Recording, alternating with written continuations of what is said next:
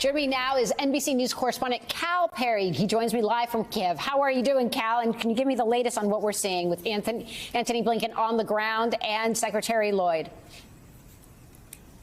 So, Maria Teresa, this is one of those extraordinary moments in what has been a string of extraordinary moments throughout this war. We cannot independently confirm that the U.S. Secretary of Defense and the U.S. Secretary of State, in fact, were here earlier today because they're denying comment. Both the Pentagon and the White House are declining to comment on these reports, including the one that you just gave, which we just had in the past hour from that senior advisor saying that the meeting was currently taking place. Worth noting that he did post that video about 2.5, almost 3 hours ago now. So that would have been about 10 p.m. local time. And again, that message may be delayed even further. It is pretty standard operating procedure for them not to comment on the visit until folks are out of the country. We sort of assume that that could be one of the things that's happening here. As you laid out, this meeting taking place potentially on what is Orthodox Easter here. There was supposed to be, at least the government was hoping to have a ceasefire in places like Mariupol. That did not happen. According to the governor in that area, there was shelling consistently throughout the day. And in fact,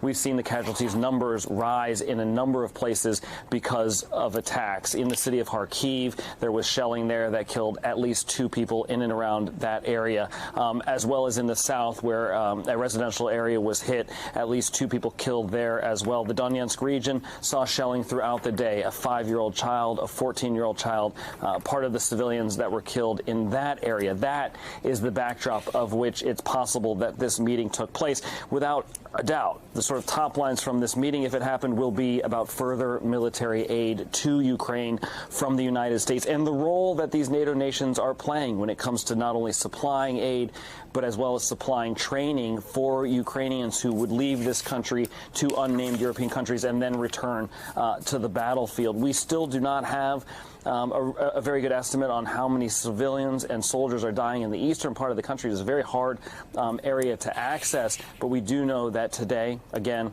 Easter Sunday for Orthodox Christians here, the fighting remained fierce.